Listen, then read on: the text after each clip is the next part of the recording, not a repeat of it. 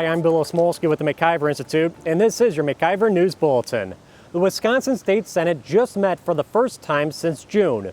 It voted to prevent local governments from requiring kids to get licenses and permits to operate things like lemonade stands and ice cream carts during the summer. That's been in the works for over 2 years, when the Ruffey brothers in Wausau first started making headlines. The Ruffey boys learned a lot about launching a new business this past summer. First things first, you need a good idea. Well, we were sitting on our parents' porch at our office, and we were thinking of ways, since school was out, to make some money, and so I decided, hey, let's start an ice cream business. Next, the boys had to get the right tools for the job. So we basically have a tote that holds our freezer, and inside, of course, we have our emergency blankets, some freezer packs. Then, the inventory. All the flavors are All American Pops. It's like a Freezy Pop. We got fudge bars, like pure fudge almost. Finally, it was time to make some sales. Out of $28 or change. Thank you, my sir. Yeah. Have a great day. You have the best ice cream I've had this whole summer.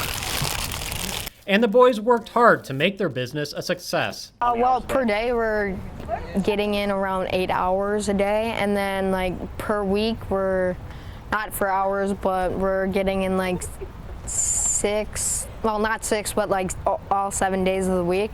Everything seemed to be going well. Instead of spending the entire summer inside playing video games, the boys saw a business opportunity and they hustled to meet the needs of their customers. The boys were in for a rude awakening, however, when they talked to Wausau City Hall about setting up shop on public property. They said you need $1 million insurance policy that costs $500.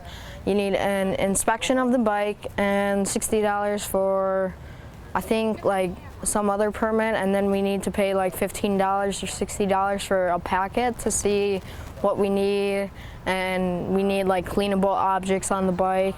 In other words, it's impossible to sell ice cream unless it's on private property, not like, for example, we can't sell over on the sidewalk since it's not really private property, it's owned by the city. So we have to do it on private property in order to sell our ice cream. That doesn't make much sense to these young entrepreneurs. If other like adults would want their kids to like get off video games and start a job or start a business, it's like, why discourage the young when they're trying to start businesses and do what the parents say? Fortunately, their summertime sales haven't suffered much. I'm discouraged that they basically shut down our business, but we got opportunities all over from other people that we know. Learning about local regulation might have left a bitter taste in their mouths, but that doesn't last long when you're selling a product this sweet. The Senate voted unanimously to prevent a situation like that from ever happening again. It also took up a vote on transportation reform. It passed a bill requiring the DOT to relet projects that get only one bid that's more than 10% higher than initial cost estimates. It also stripped out an assembly amendment to exempt DOT data sent to the legislature from open records requests. That now heads back to the Assembly, which has to approve the new version. To find out more about what's going on during the fall session, visit www.maciverinstitute.com. And as always, be sure to check us out on Facebook, Twitter, and YouTube. For the MacIver Institute, I'm Bill Osmolsky, and this has been your MacIver News Bulletin.